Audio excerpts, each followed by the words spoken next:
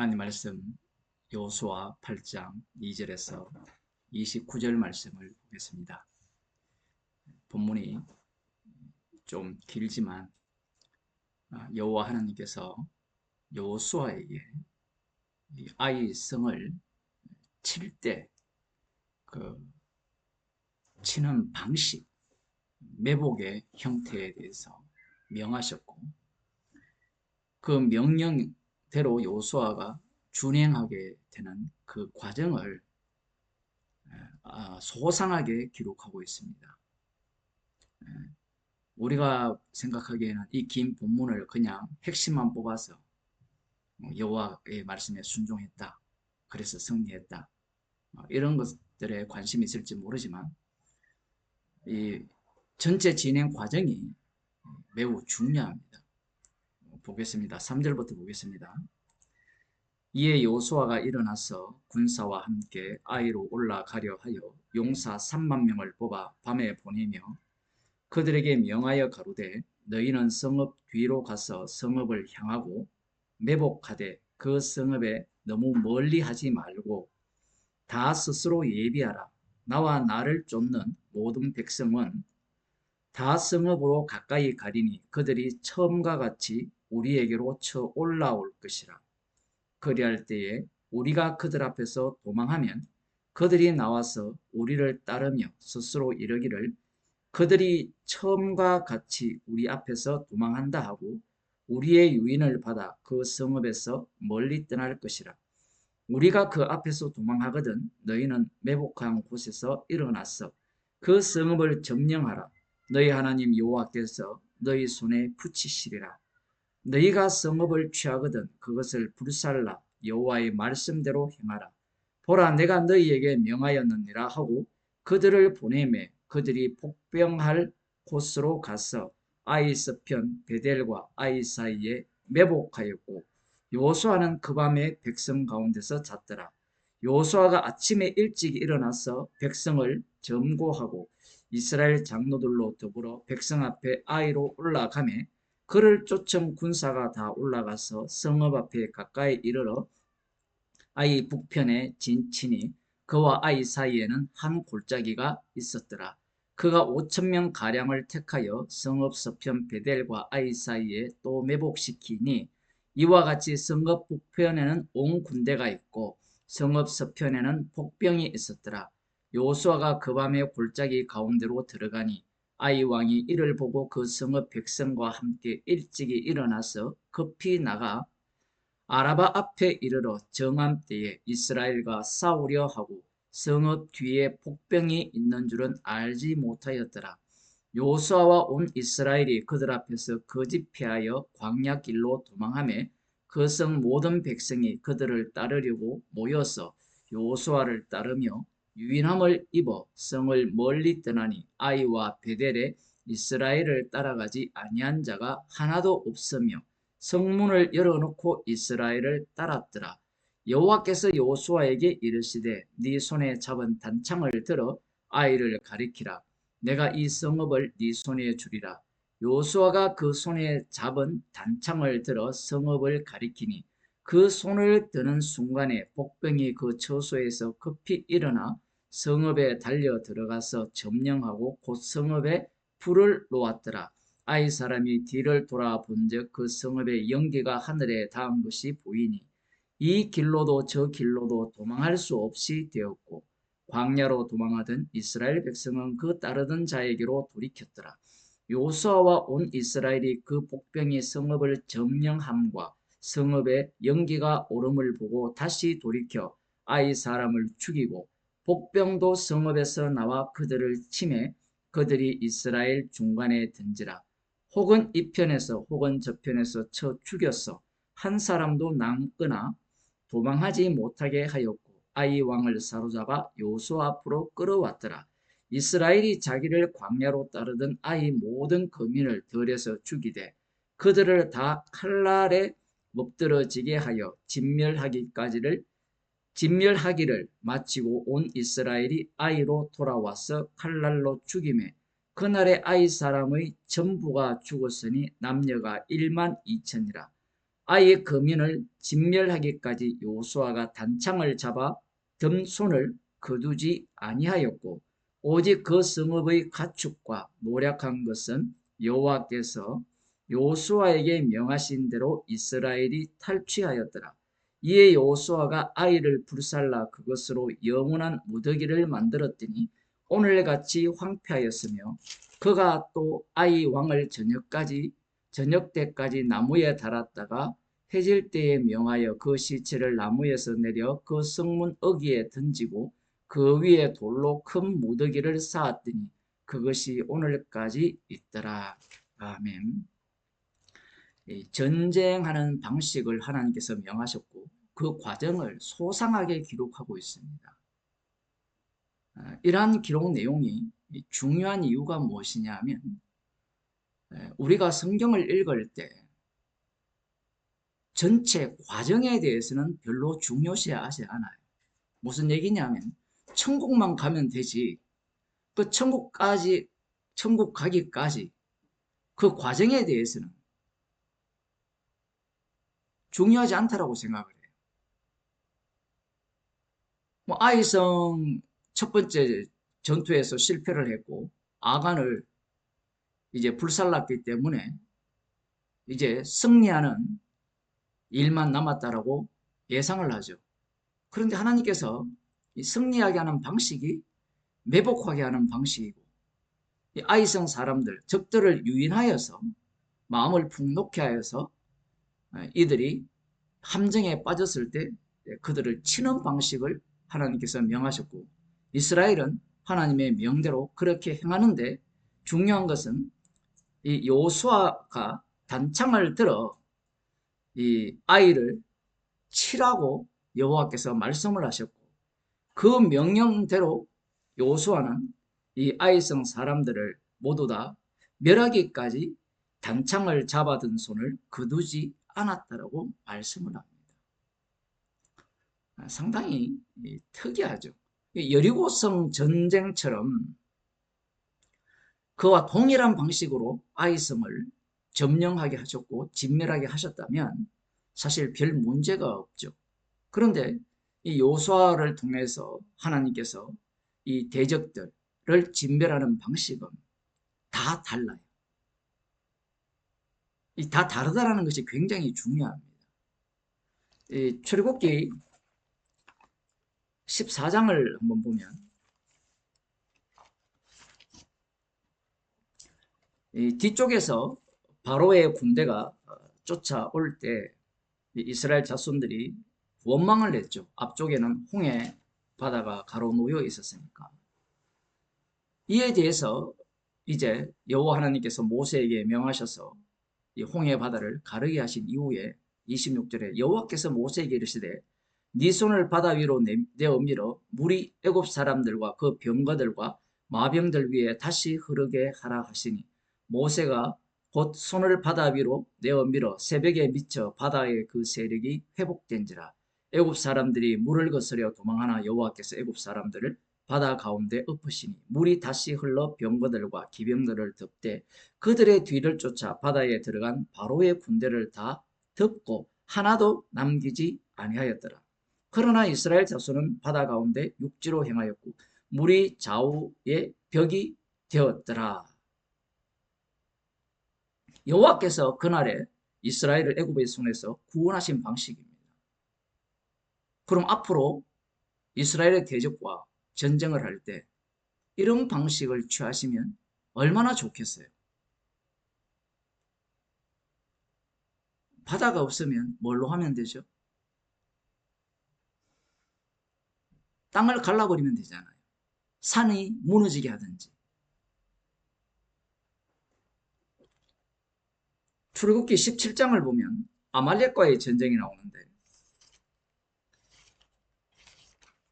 아말렉과의 전쟁도 상당히 특이합니다. 아말렉이 먼저 시비를 걸어오죠. 그런데 여호와 하나님께서 모세에게 이 산에 올라가서 손을 높이 들라고 하시고 손을 높이 들면 그 전쟁이 이기고 손을 내리면 아말렉이 이기게 되는 거예요.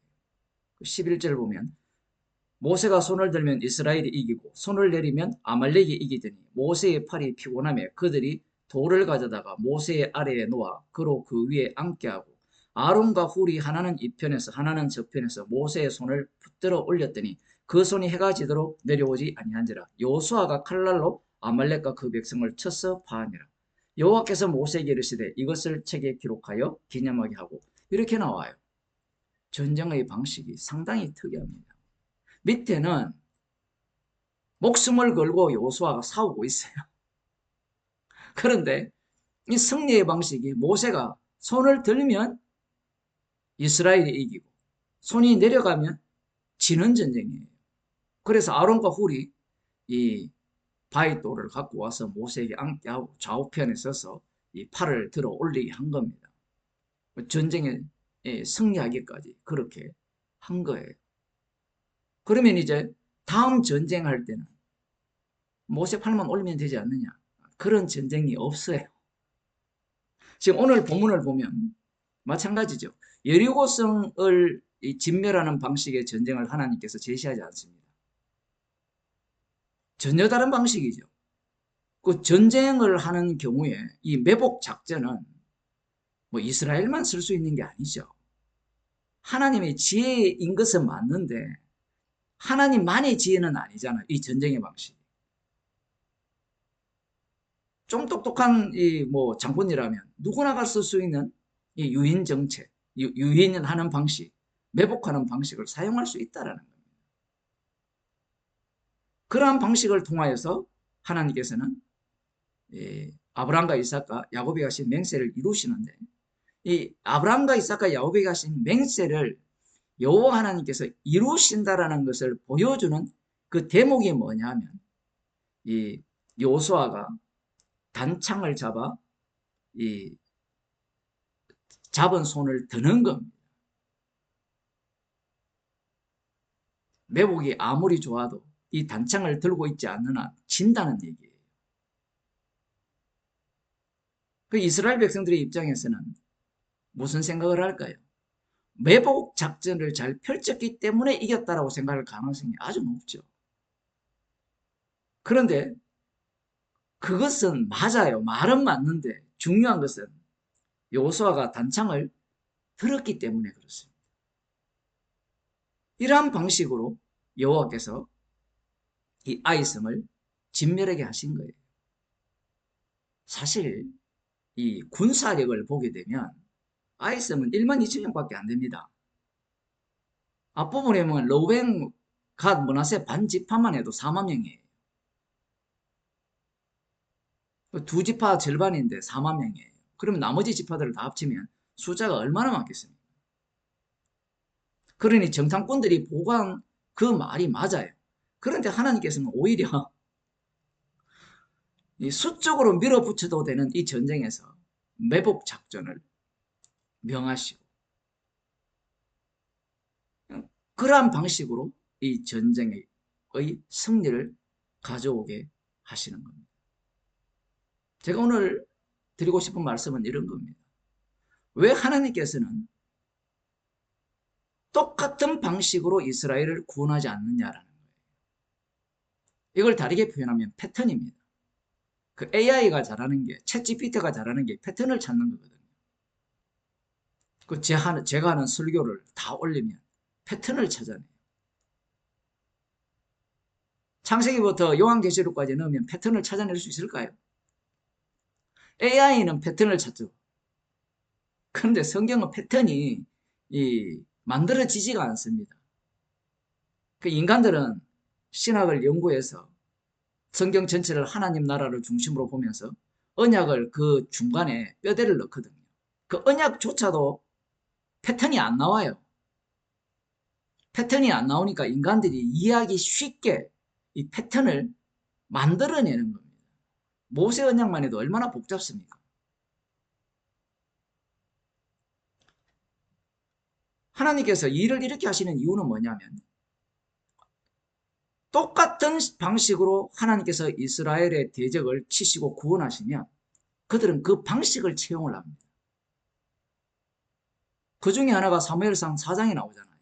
블레셋과의 전쟁에서 패하니까 이 실로에 있던 언약궤를 갖고 와서 언약궤를 앞장 세우면 승리하지 않겠느냐. 약속의 땅에 들어온 지 이제 수백 년이 지났고 소견에 옳은 대로 행하는 그들 속에 머릿속에 남아있는 게 뭐냐면 과거에 이 여리고성 전쟁을 할 때 언약궤를 앞장 세워서 그 여리고를 무너뜨리지 않았느냐. 그러니 언약궤를 이용하자는 거죠. 그게 패턴 이용입니다. 주님은 거기에 절대로 합류하지 않아요. 오히려 그 패턴을 이용하는 자들을 멸하시고 그들이 전혀 예상치 못한 이 언약궤가 블레셋을 치는 그러한 상황이 펼쳐지는 겁니다. 이 구약에서 하나님께서 일하시는 방식이 이렇게 다른 이유가 뭐냐 하면 이런 다른 방식으로 하나님께서 일을 하심으로 말미암아 인간들이 갖고 있는 그 죄성이죠. 그런 악마성을 들추어내는 겁니다. 사람들은 예수님께서 십자가의 피로 구원하신다면 이 말씀을 어떻게 이해하느냐 하면 모든 사람을 구원하는 방식을 하나의 법칙에 집어넣으려고 해요. 물론 십자가의 피로 구원을 하는데 십자가의 피로 구원을 하셔서 그 구원한 그 하나님의 백성을 십자가의 피를 증거하는 증인으로 사용을 하시는데 주님이 사용하시는 방식 그리고 구원하는 방식이 다 다르다는 거예요.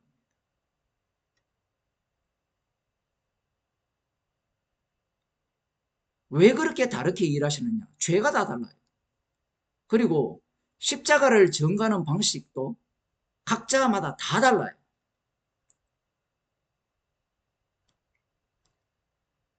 되게 흥미로운 것이 뭐 고린도전서에도 그런 내용이 나오지만 성령의 은사를 주면 인간들은 뭔가 패턴을 만들려고 하고 획일화시키려고 해요. 그런데 주님은 오히려 그러한 것들을 무너뜨립니다. 패턴화시키고 획일화시키게 되면 이것이 강력한 조직이 돼요. 조직이 되면 그 속에는 왕노릇하는 인간이 나타납니다. 그저께 뉴스를 보니까 어떤 목사가 뭐 이렇게 조직들을 끌어모아서 그 예배당에서 뭐 숫자 못 채운 사람들을 머리 박아시키는데 그런 식이 되는 거예요, 교회가. 실제로 뭐 거기만 그런 게 아니라 담임 목사와 전도사의 관계가 다 그렇죠. 그러니까 요즘 세대들은 전도사 안 하려고 합니다. 돈 많은 부모에게 교회 하나 만들어 달라고 하거든요. 그런 세계가 되어버린 거예요. 그 십자가 사건이 각자에게 그리고 성도와 성도와의 관계 속에서 그 피를 자랑하는 현장이 되기를 원치 않고요. 교회가 마치 국가처럼 황제가 다스리는 나라처럼 목사 말에 절대 복종하는 그러한 그 조직화를 만들려고 하는 거예요. 주님은 그렇게 일하지 않습니다.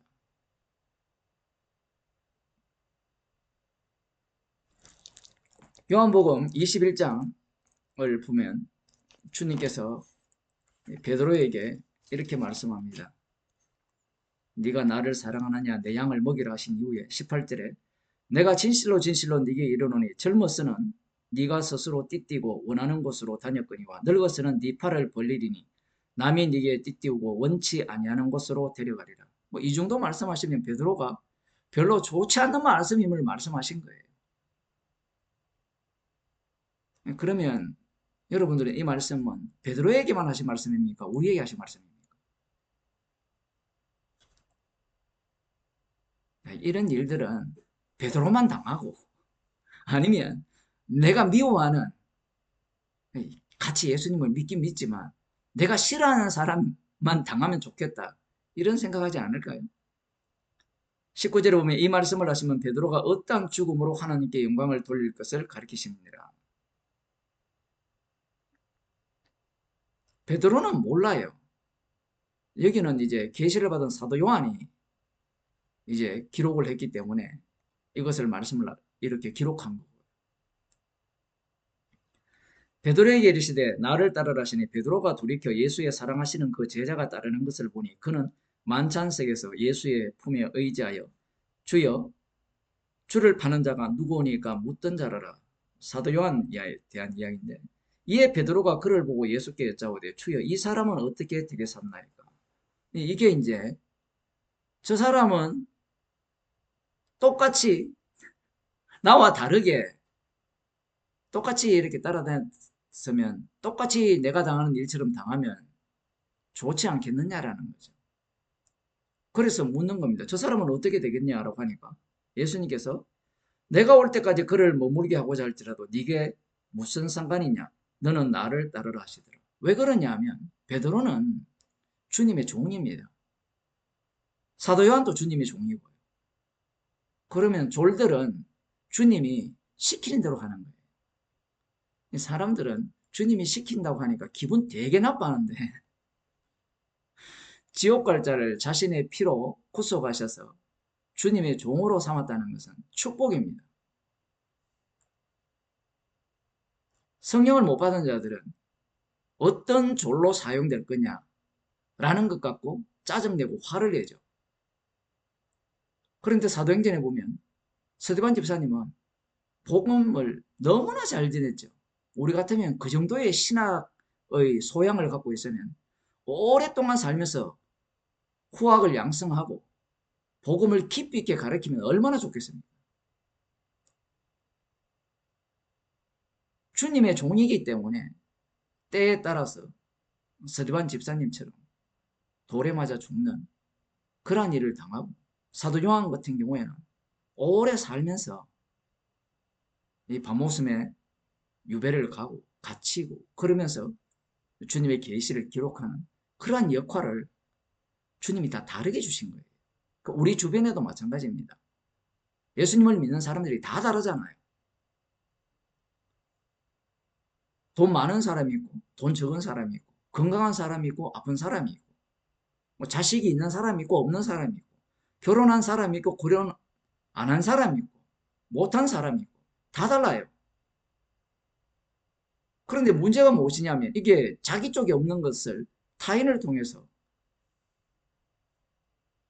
욕망한다는 겁니다. 이게 인간의 욕망이죠. 그러면서 뭘 요구합니까?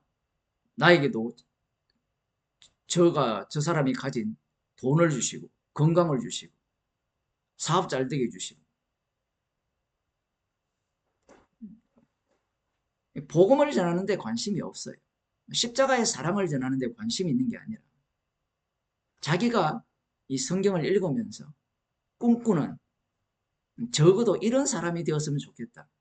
예를 들면 말년에 욥이 복을 받았잖아요. 그런 사람이 되었으면 좋겠다라고 생각을 하는 겁니다. 그러나 주님은 십자가의 정인으로 이 자기 백성을 어떻게 살게 하느냐 하면 이 세상 사람들이 5만 가지 방식으로 살아가죠. 그 방식대로 살아가게 하셔서 십자가의 정인으로 만드시는 겁니다. 기도하겠습니다.